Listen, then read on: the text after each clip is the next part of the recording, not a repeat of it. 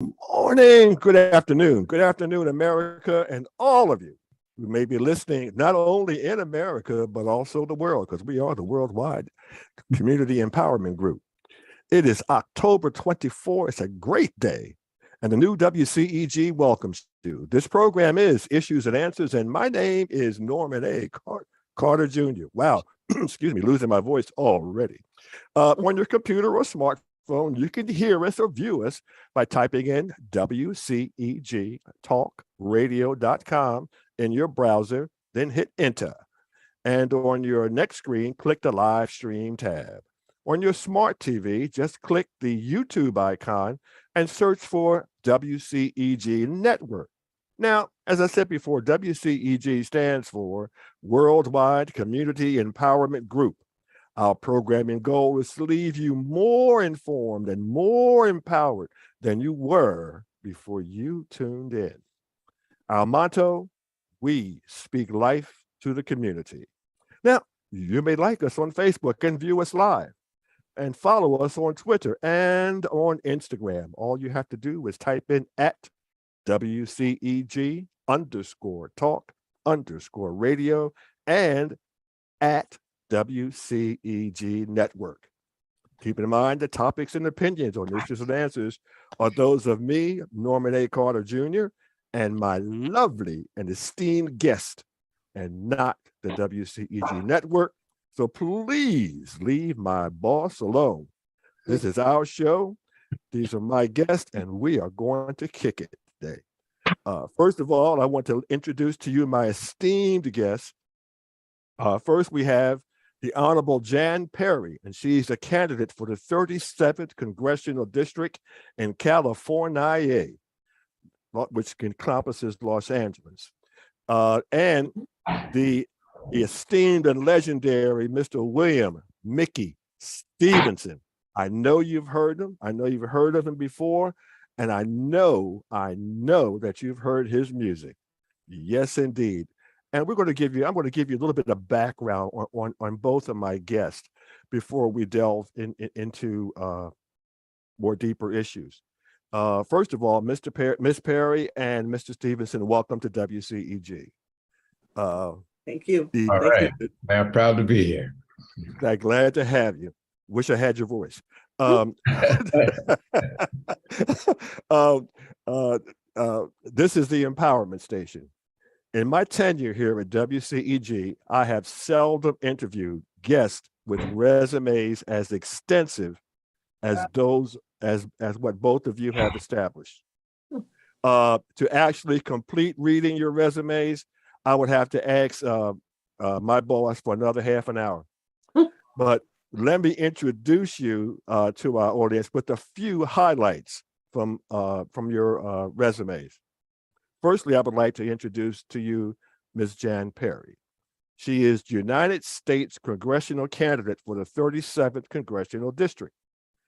One of my favorite sayings from my youth was, "As the twig is bent, so grows the tree."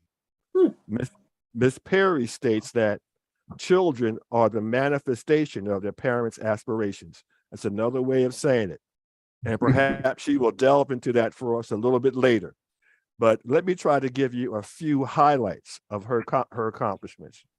She graduated with honors from the University of Southern California with a master's degree in public policy and administration and a Bachelor of Arts degree in journalism.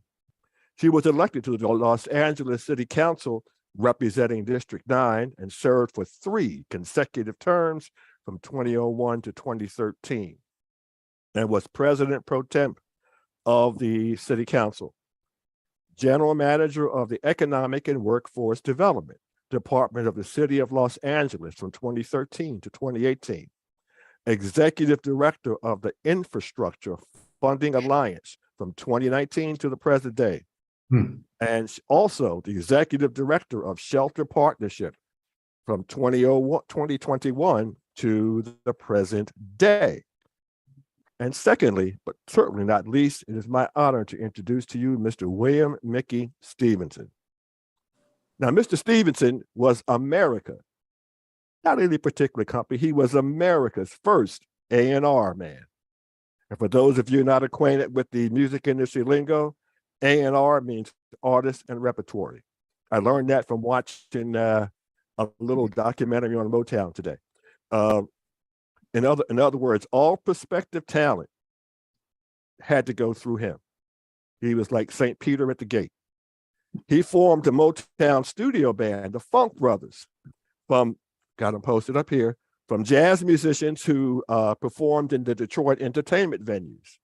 He has contributed to the success of such notable Motown artists as the Supremes, Marvin Gaye, the Temptations, my favorite group, the Four Tops, Martha and the Vandellas, Stevie Wonder, and so many, many more.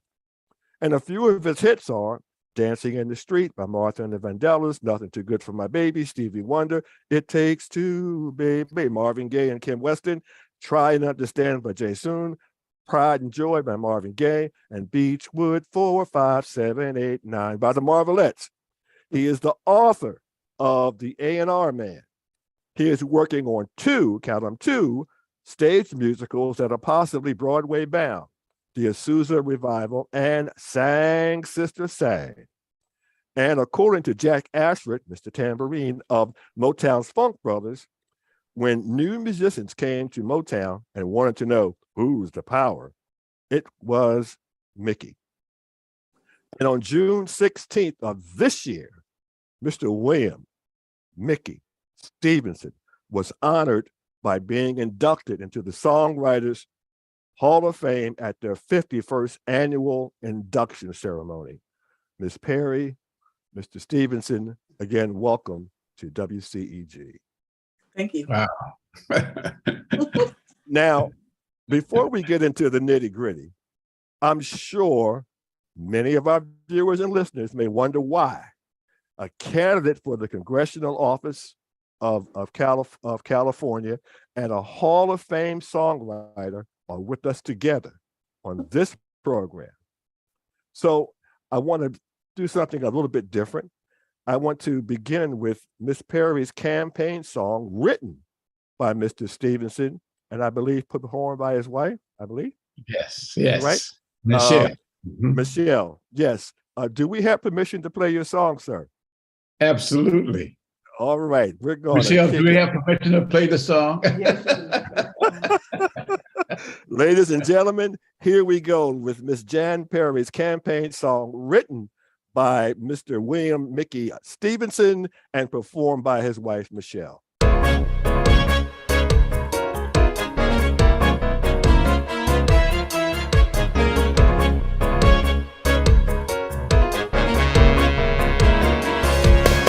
There'll be work for everybody, food on every table. Every woman, every man can be all that they can if you're ready, willing and able. We're living in a land where dreams come true. It's time to include me and you. Put Jan Perry in Congress today. Y'all hear what I say? Every child will get a good education that goes for your kids, hers, and mine. Every race, creed, and color, it really doesn't matter. There'll be no kids left behind. In this land of opportunity, if we're to remain strong and free, put Jan Perry in Congress today. Y'all hear what I say? Come on, everybody, it's time to get in line. This is your chance, this is your moment, Lord knows, this is your time. Old folks get free medication, the poor folks have a place to stay. Everybody gets a chance if you're ready to advance in the good old US of A. Mothers, daughters, hear what I say. Don't let this moment slip away. Put Jan Perry in Congress today. You hear what I say? I have a dream. Like 4 little children.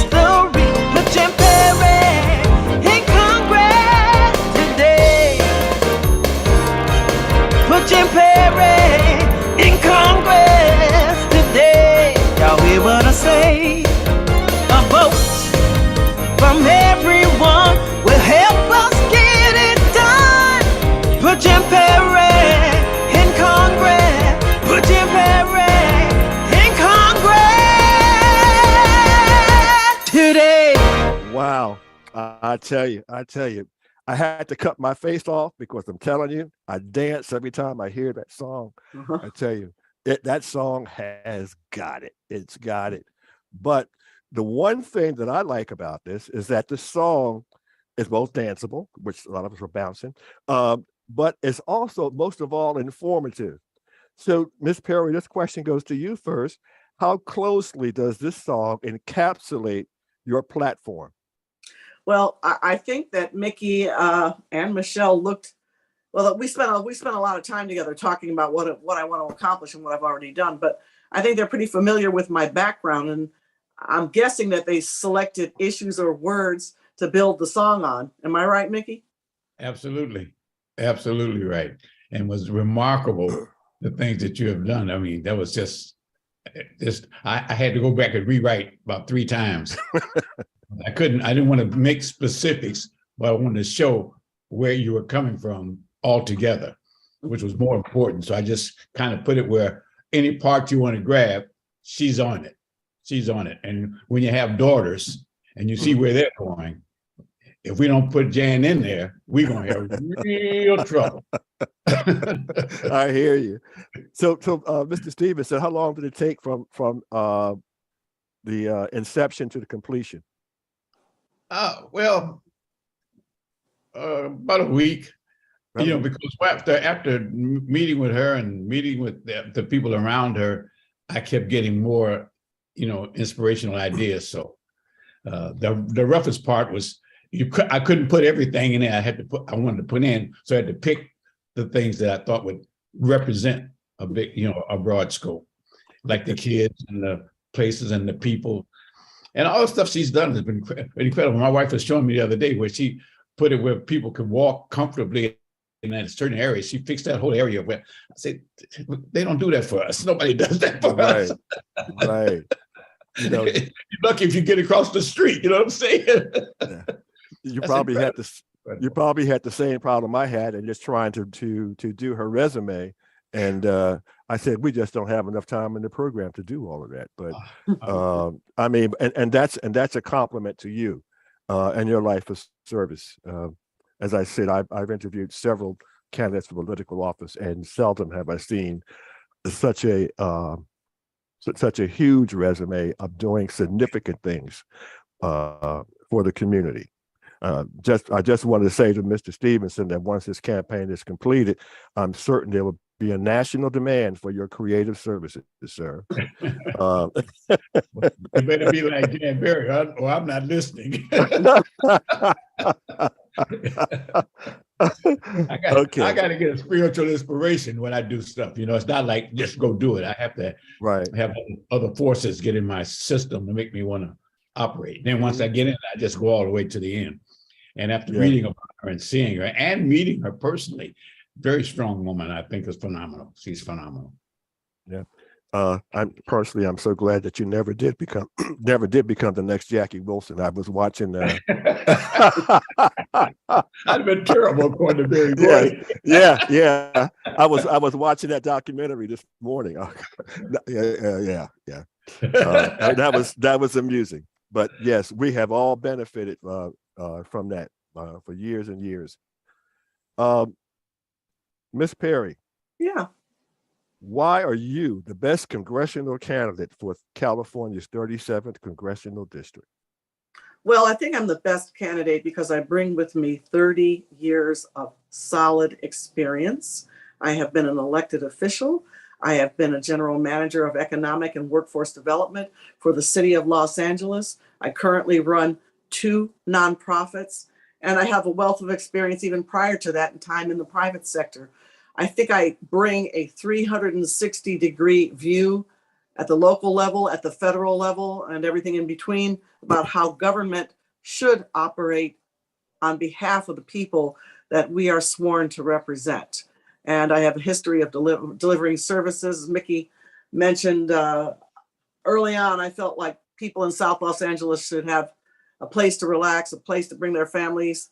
We wanted to protect the water table, and we were missing infrastructure. So I built not 1, but 2 wetlands in South Los Angeles so that people can take their kids and they can see herons and egrets and turtles and About a month ago, I saw a flock of white pelicans in South Los Angeles. Wow. If you can imagine. But I wanted to bring that to the people so that they can have a place of peace and refuge and just calm down. Well, that's fantastic. I see Mr. Stevenson shaking his head like, who does this? Who does this? Right.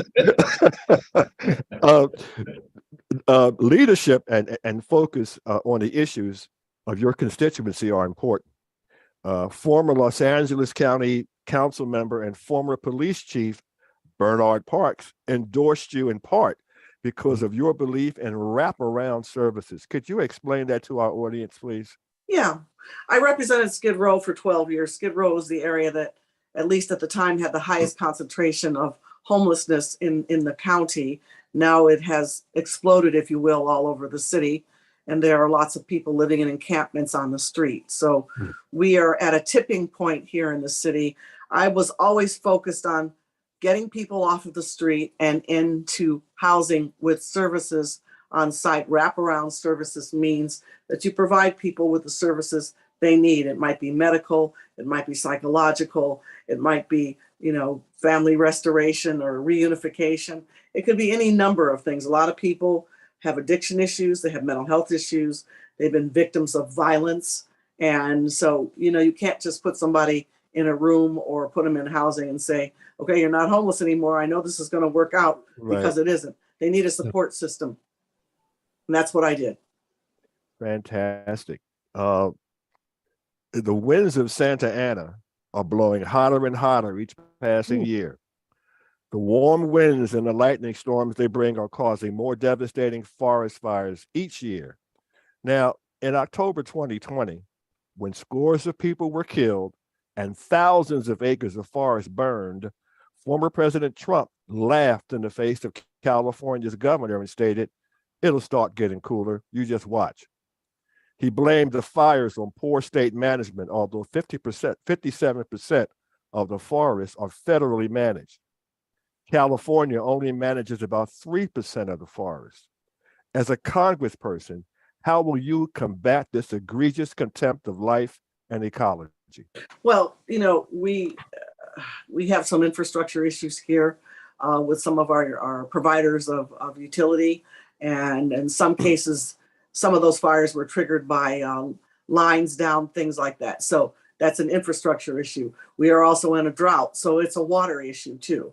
And we have to modify our behavior throughout the state in order to protect and to save our state and to conserve our water and to use that to fight wildfires, better way to say it. And then in the broadest sense, you look at where we are. California, especially Southern California, is more of a desert climate. Northern California is somewhat cooler and has different types of planting, more deciduous plantings. So we have to be very mindful of where we are in the state and what the risk factors are, and do everything that we can to mitigate that, not only through the state budget, through federal funding, working with the Department of Interior. And I would even submit to you, it's an economic development issue, because these wildfires take an enormous toll on our state budget. And much of the genesis of that is federal. And then also to do that year-round mitigation and use that as workforce development by deploying at-risk youth and people who are low-skilled or no-skilled, to be able to put them out in the field and to teach them how to do the mitigation, cut back the brush, and then also to fight wildfires. I know I've seen it up in Northern California near the Tehachapi Mountains, where people who are incarcerated are able to go out and to be trained to fight wildfires. Of course, they should be trained and properly compensated, not as involuntary servants, but to be able to develop a legitimate job skill that they can take with them once they are free and available to go back and work in mainstream situations. So those are some of the things that I intend to work on. Fantastic. I know one of the things I was looking at is that and I don't understand why the federal government is getting more involved, because there's a serious environmental issue Air when quality. you have, yes, air quality. Mhm. And Yes. that what people don't realize is that air doesn't just stay over California. When the winds blow, that smoke and all those chemicals go right Yep. along with it. Yes. Western United States. Yeah. Mhm. Yeah. That's right. Yeah. I don't think that people are looking at that. Well, I'm also a former member of the South Coast Air Quality Management District Board of Directors, so I'm very experienced. I was on there for 10 years on air quality issues and what they do to people, not only in the short term with respiratory illnesses and diseases, but in the long term with nanoparticles that go into the atmosphere and, get into people's bodies and manifest themselves 20 years later in diseases and illnesses that can be very, very tough to fight. So this is a battle that we have to fight across the country. Fantastic. Thank you. I don't want to let Mr. Stevens sit there and just be a viewer. No, I did want to ask you about your two plays, sir, that you're working on. Can you give the public a little bit of a background on those? I'm working with a show called Sang Sister Sang. Mhm. And it was Billie Holiday, Josephine Baker, Dinah Washington, Mahalia Jackson, Bessie Smith, Dorothy Dandridge, Eartha Kitt, and Lena Horne. These are the women that battled in the industry of entertainment against all kind of incredible odds, but they stuck with it. They stuck with their careers, and they made a big impact on, I would say, all the female singers. They were treated in all kind of ways, from the government right down through the countries and all that, and they still stayed with it. And to have that kind of fortitude and belief in yourself, spiritually as well, because they came out of some other places with relationships and all that, they never stopped. And the show is about them, and that if they can do it, you can do it. Mm-hmm. The timing is so perfect for that show right now. It is. And I wouldn't say sing, I'm saying sang, sister, sang, because it's more than just a song you're talking about here. So that's what it's all about. Yeah, I had the pleasure of seeing a performance of Lena Horne, where her performance was her life story, and it was very, very moving, very, very moving. And the other piece, I'm sorry. No, go right ahead. Go ahead. Okay. The other one is Azusa Revival. In 1906, on Azusa Street, downtown in Los Angeles, the Holy Spirit came in. When you walk into the area of the church by William Seymour, black man, minister, when you walked in that area, your healing of your body began. I mean, they had wheelchairs, arms, eyes, seeing again, hearing again. It was incredible. It went on for a few years. At any rate, it was incredible. And it started with him and 7 people.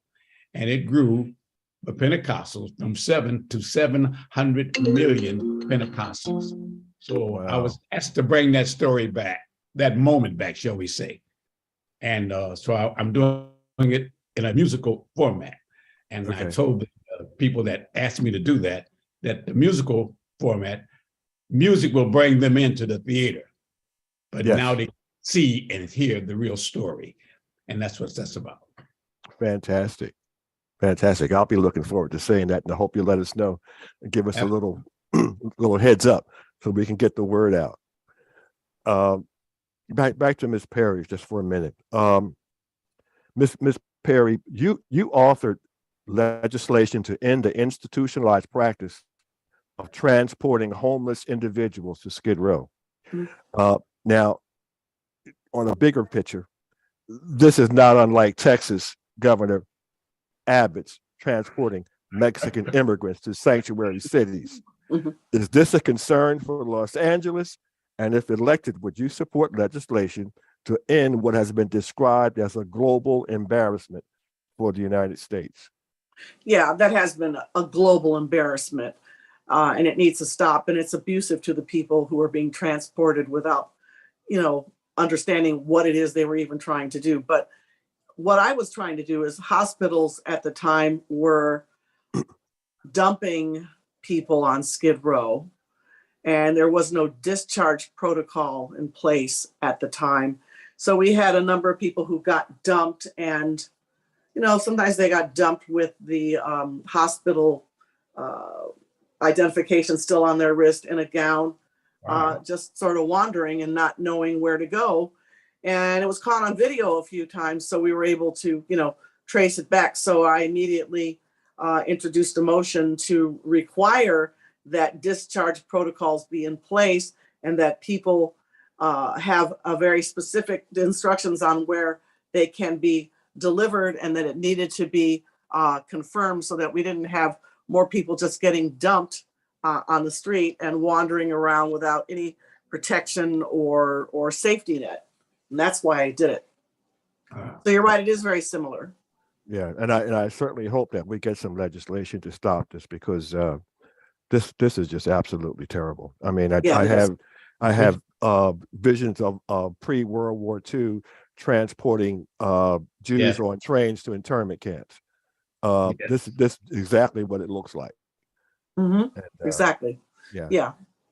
And I hope to also be able to work on a national endowment to preserve the history and contributions of not only Black people, but people of color, communities that have been historically left behind or marginalized, and to do it in such a way that it can be done across many platforms. Just looking at the artists that Mickey was able to gather for the song, the video. I don't know that you saw the video, but there were a lot of incredible artists in there.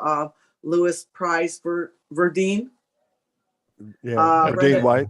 Verdine White, Brenda Eggers. There's a lot of people in there. Motown not only transformed the civil rights movement, but transformed, I think, our music as an indigenous art form unique to not only Motown, but the people that Mickey brought forth. So he created a legacy that will last for all time. And I want to be able to promote the creations that he brought forth and bring it to a national level to tell our stories to each other, because this is how we begin to confront the issues of racism. Again, when we mention, I think that's very profound, because when we mention Motown, the part of the uniqueness of Motown is that it brought people together who had never been together. And I'm talking about across racial and economic barriers, just broke those barriers down. And that came on at a great time. Yes, it did. And hopefully your candidacy will be a springboard for that. Bringing it right on back again. That's how we make America great again. Yes. That's how we do it. It takes all of us to get involved. We can't just you can't turn back and see somebody that you can help them get to the polls. You can help them understand it. It's our job to do that. Right. If I can help somebody along the way. One of the people that Mr. Stevenson named for Azusa, not Azusa, but Sang Sister Sang, Billie Holiday sang a song that we tried to play here on WCEG, but folks wouldn't let us do it. Strange Fruit, one of my favorite songs. So if we can play that song in our heads as I get into my next question. The Republican Party has successfully gutted important portions of the Voting Rights Act of 1965. Federal oversight of states such as Georgia, Alabama, North Carolina, South Carolina, Florida, and Mississippi has ended. Now many states are reverting to the type of voter suppression that was prevalent in the 1960s. Has this affected your constituents in California's 37th Congressional District? So is that to me or to Mickey? Just to me. That's to you, yes. Well, I think we all have to be vigilant. Not only do we have to be vigilant here in California that the rights of the voters are not taken away through legislation or by fiat, and that, we have a couple of situations here now where the issue is being raised. Who decides who stays and who goes? And, you know, I always fall on the side of the voters need to decide, because the voters are the ones who send you there. Thus, the voters should either, you know, if they want to recall you or vote against you, that's preservation of voter rights. But, you know, we don't have the battles here yet on the scale that people in Georgia and Texas are having to fight, or in Alabama, but we need to support them and partner with them and uplift them, because whatever happens there could eventually bleed over into what happens here. For example, on the right of a woman's right to choose, California is a safe state for that. And so I would anticipate that a lot of women will leave other states where they don't have the right to choose and come to California. If that happens in large numbers, obviously that puts a bigger strain on our healthcare system, and we need to be prepared for that, prepared to take care of Californians, and also be open to the possibility that we may have to help other people too.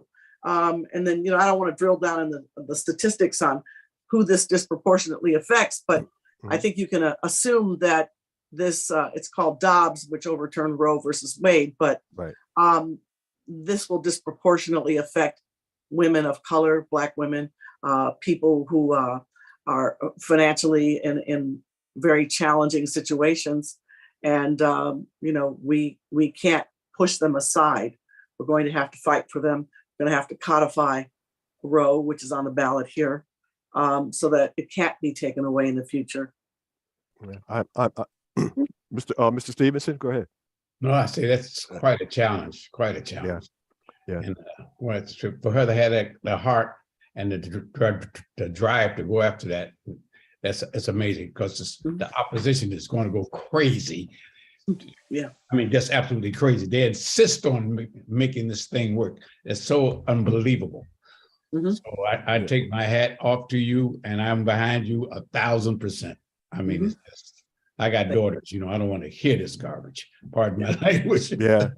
I'm old enough to remember that back in my younger days, and up probably into my 20s, that women of means could always get abortions, could always get them. And if we go back and what's going to happen, what's happening now, it will go back to the same thing. And again, poor people will be put at a disadvantage. And I always think about, I don't know, you probably don't know, but I'm a former police officer. And I remember an incident where a 13-year-old girl's blood father tried to rape her, tried to beat her into submission to rape her. Thanks to her little brothers and sisters, it didn't happen. But I can imagine a 13-year-old child being impregnated by her father and having to carry that legacy for the rest of her life. And I don't think that these people who are making these restrictions on women think about things like that. And we had a woman in Texas recently who had to carry a baby within her that had no chance of living. And she had to live with that every single day that she carried that basically dead child in her stomach. Wow. This is the horrible legacy of those people that we have allowed to get into government and set policies. So folks, you got to vote. You got to get out and vote. Yeah, absolutely. Take somebody with you too. Don't go by yourself. Please. Yes.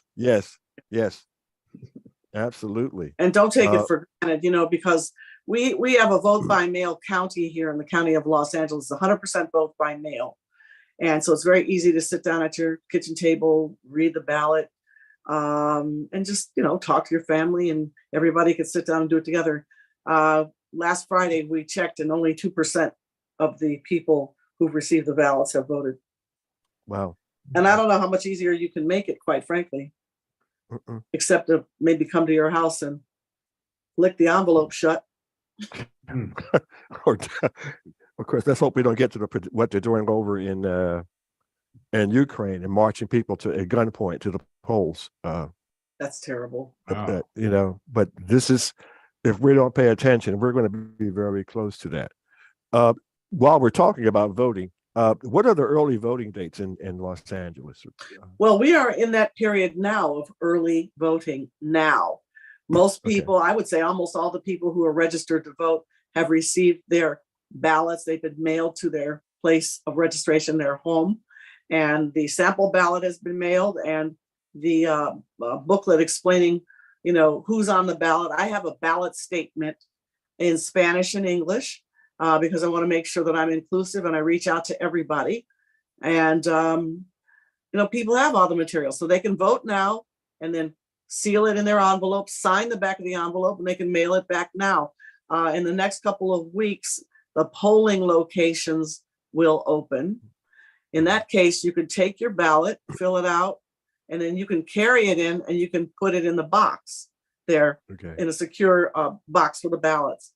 Once the polling locations open up, there will be voting machines there.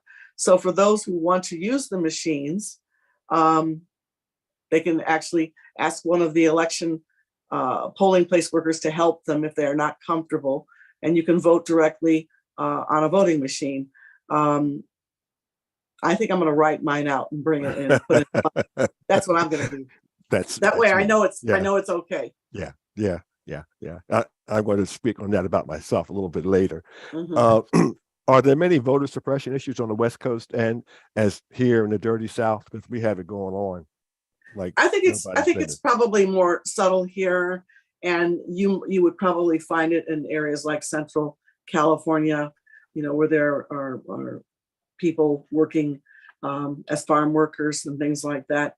And so again, we have to be very, very vigilant up and down the state to make sure that polling places open, because that's a form of suppression. When your polling place doesn't open, you're denying people the right to vote. If they don't open on time, you're denying people the right to vote. Now the hours are, usually 7 a.m. till 8 p.m. And then we have this early voting. So that gives people much more time to vote in the county of Los Angeles. So, you just have to make sure that all of the options are available to people who want to vote. Otherwise, you are suppressing their vote. We did change over. We used to have neighborhood polling places. Now we have polling locations. The old polling places used to be in people's garages or libraries, things like that. And, people look forward to it once a year. You get to see your neighbors and visit with your friends. That's all changed now. It's more digital and more tech. And that can be intimidating to some people. And, it seems one of the things I'm thinking about is some of the people that you've been able to help the most. I think a lot of the particular people in Skid Row, people in those type of areas who probably don't have access to voting. So, well, if you live in or around Skid Row, or if you are homeless but you are either you are housed, or you have a social service provider, you can talk to your social service provider and say, I'd like to register to vote. Now, today is the last day to register to vote here in Los Angeles County. But for those who are registered to vote, they can use the address where they, receive their mail or receive services. And, a lot of people are housed, but more people need to be housed. Yeah. And I guess you advise people to have a voting plan before they go look at the ballots. But I guess it's better when you have the write-in ballots and mail it, because you can look at your ballots right there. Yeah, let me say one other thing. If people have their write-in ballot and they feel like, oh gosh, I made a mistake, I meant to vote for, Johnny versus Mary. You can take your write-in ballot with you and go to the polling place, and then you can vote on the machine and use that as your guide. Oh my, that's great. I'm sure a lot of people don't know that. Well, you have the right to do that as long as you haven't mailed it in. That's great. I want to tackle one other issue here. Gun violence has become a national plague, but most citizens view this as a local problem. My experience as a former police officer leads me to believe that the prevalence of illegally obtained guns is due to a national network of thieves and traffickers that are supplying gangs with guns.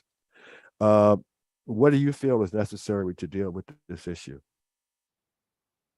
Well, I think one, you got to focus on the assault rifles because those are weapons of mass destruction. Yes. And there's no reason for civilians to have those other than to kill massive amounts of people in a short period of time. And I don't think I need to go through all of the examples because all we need to do is reach back a couple months and give you, two off the top of my head. Supermarket in Buffalo and Uvalde in Texas. And then, obviously the waiting period and looking at people's background. It has to be common sense legislation so that we can get it actually passed. But what we're trying to do is to save people's lives, prevent more mass shootings, and do what we do now, which is I'm a member of a group called Black Women for Positive Change, founded by Dawn Hester and Dr. Stephanie Myers. We've been working on the de-escalation of violence in our own respective communities for many, many years. So we have to continue to work on that too. Yeah. Very important. Very important. Mm-hmm. I was, for another program, I was looking up the Second Amendment, which is very, very interesting. Not only to read the Second Amendment and that little snippet, but to read a subsequent Supreme Court decision about the Second Amendment.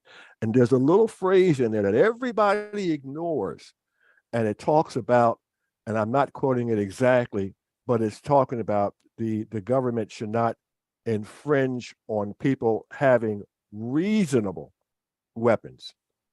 And a weapon of war is not a reasonable weapon to have in the hands of civilians. But these Second Amendment advocates will never talk about that. And I wish more of our government officials would really get into that and expound on that a little bit more. Well, I think you just picked the definitive term, reasonable, the definition of reasonable. Yes. AR-15s are not a reasonable weapon for a civilian to use.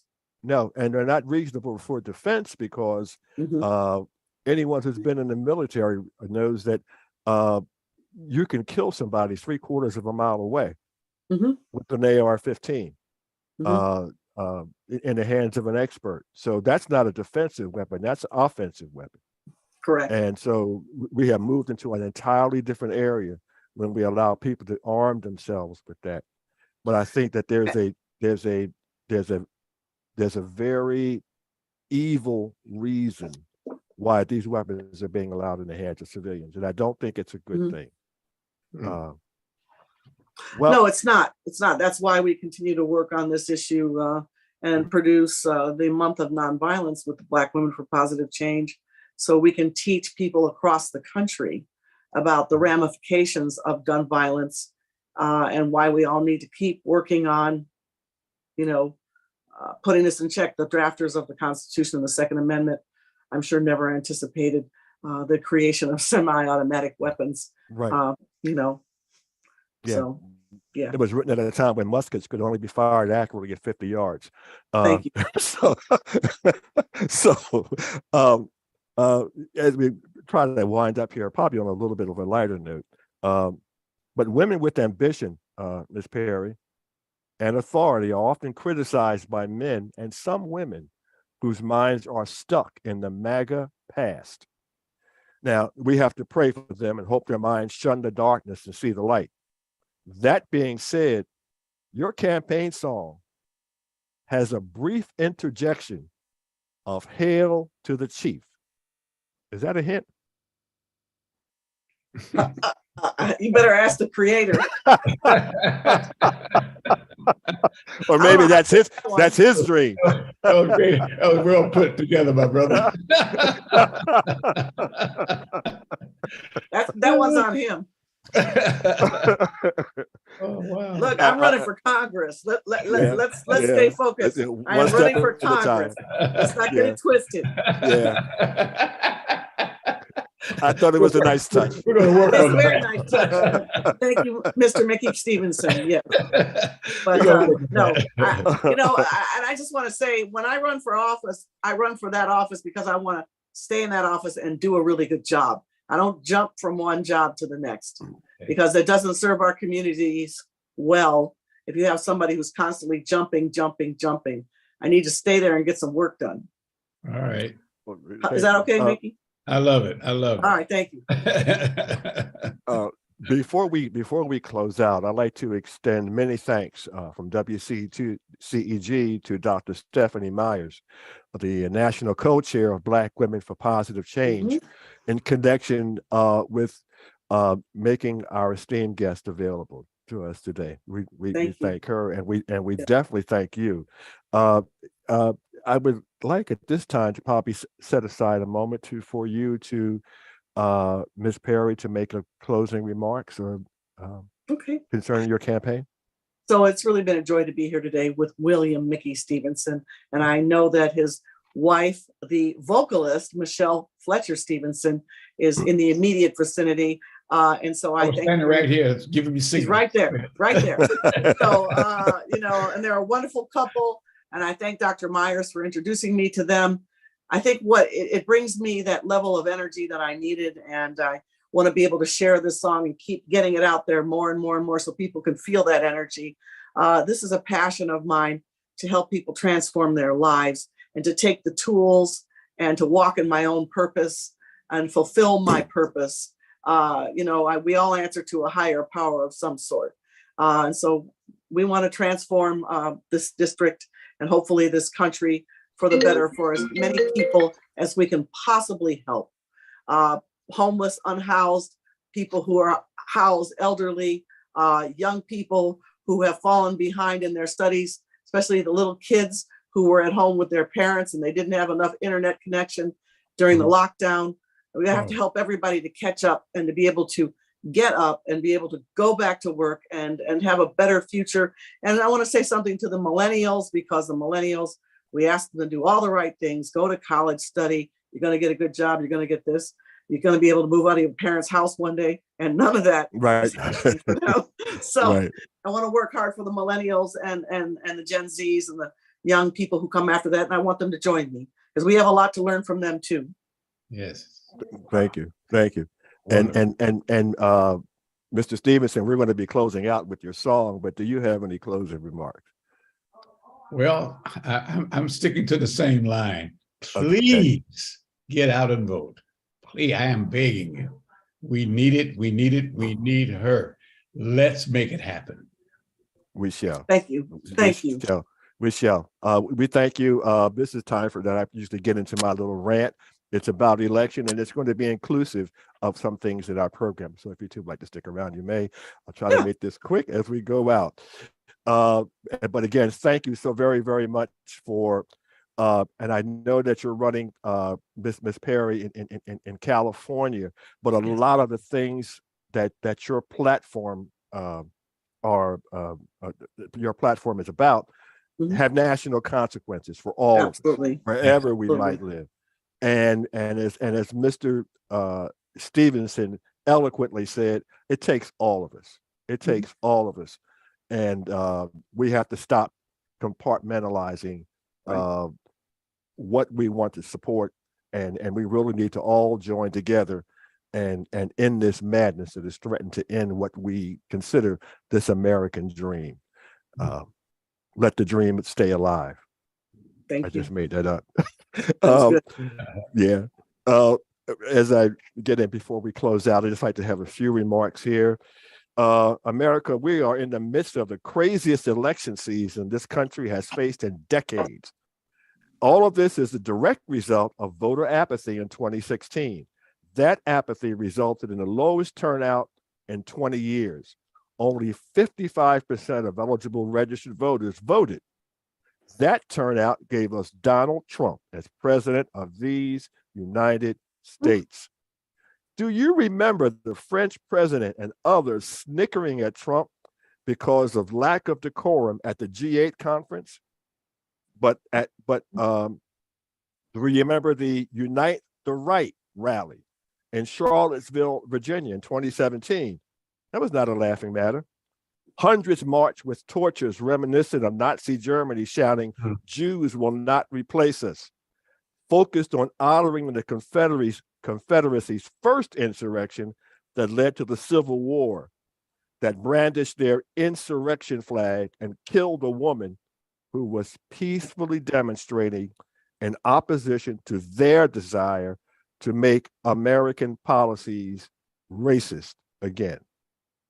Donald Trump identified these murderers who were honoring the failed attempt to destroy our country as good people. Now, when the second insurrection occurred on January 6, 2021, Trump said to the insurrectionists, "We love you. You're very special." What has become dangerous is that despite this disdain for laws, policies, and fair elections, only two Republican United States senators found his behavior repugnant.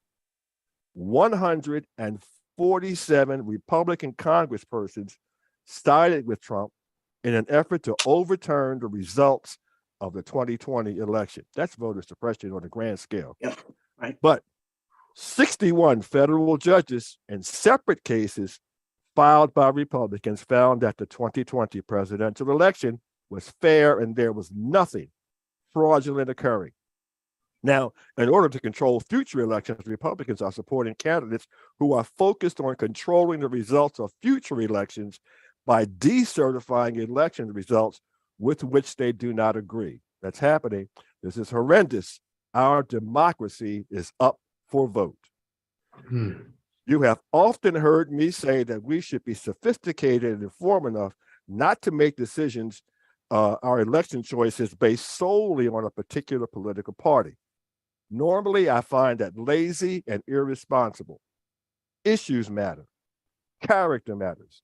In this midterm election, it is clear that the Republican agenda is to change America into a country resembling authoritarian countries such as Russia, China, Nigeria, Iran, or North Korea.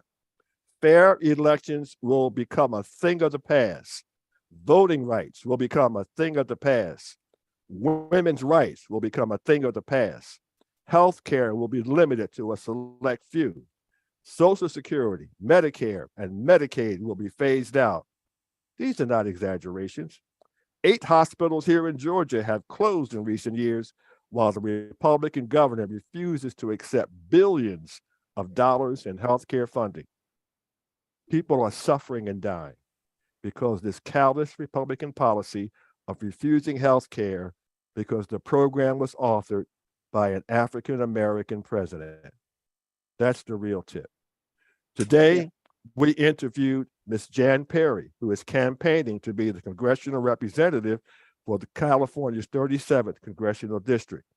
She is educated, has spent 12 years in elective office, managed several organizations which are responsible for controlling millions of dollars and programs that helped her city grow and improve employment opportunities as well as living conditions. She is endorsed by a long list of diverse organizations focused on causes such as cultural pride, the environment, education, and the arts. Contrast that to what we have in Georgia. Let's say it's a given that both candidates have a record of abusing women. That makes it almost even. One candidate, Herschel Walker, has a long list of abusive behavior, while Raphael Warnock appears to have only one instance. But Herschel Walker separates himself from Warnock in many ways. Firstly, Walker is the poster man for the handkerchief head. I've told you about them before. Some of you young folks don't know what it is. Look it up. Now, we have yet to hear him publicly say, "Yes, a boss," but his behavior leads one to believe that he likely says that to his backers. He is an inveterate liar.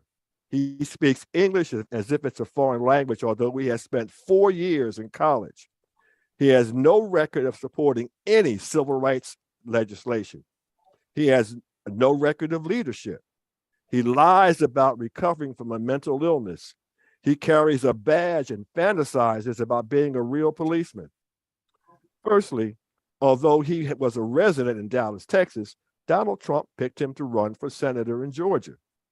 Donald Trump did the same in Pennsylvania by selecting a New Jersey resident to run for senator in that state.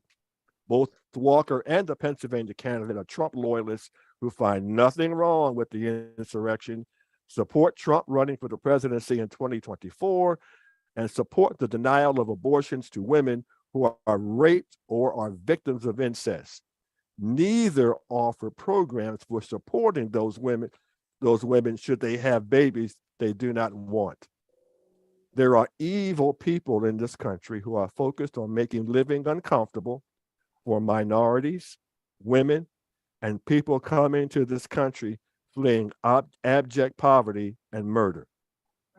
These evil people are finding sanctuary in the Republican Party.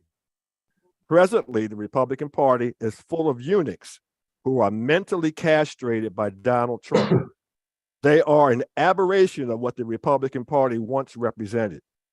Now, I'm not here to give Democrats a pass, but did you hear the Libertarian Senate candidate Chase Oliver? That's here in Georgia. His platform is so wacky that repeating them would turn this program into a comedy routine.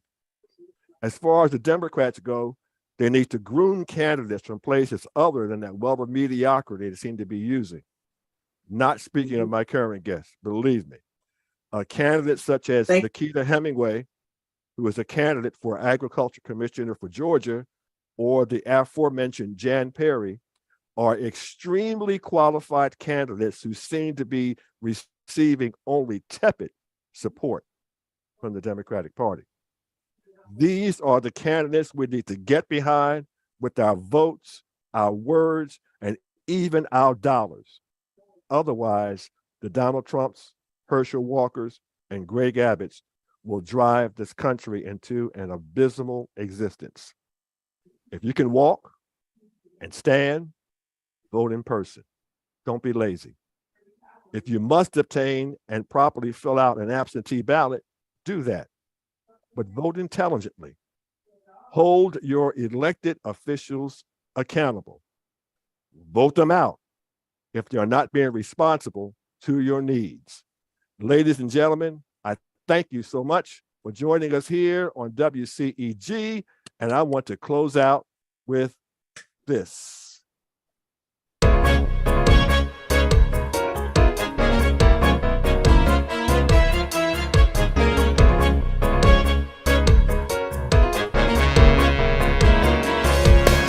There'll be work for everybody, food on every table. Every woman, every man can be all that they can if you're ready, willing and able. We're living in a land where dreams come true. It's time to include me and you. Put Jan Perry in Congress today. Y'all hear what I say? Every child will get a good education. That goes for your kids, hers, and mine. Thank you all. Every race, creed, and color, it really doesn't matter. There'll be no kids left behind. In this land of opportunity, if we're to remain strong and free, put Jan Perry in Congress today. Come on, y'all, let's get it done. Get it done. Y'all hear what I say? Come on. Come on, everybody. It's time to get in line. This is your chance. This is your moment. Lord knows this is your time. Old folks get free medication. The poor folks have a place to stay. Everybody gets a chance if you're ready to event in the good old US of A. Mothers, daughters, hear what I say. Don't let this moment slip away. Put Jan Perry in Congress. Yeah. Come on, get it done. Y'all get it done. You hear what I say?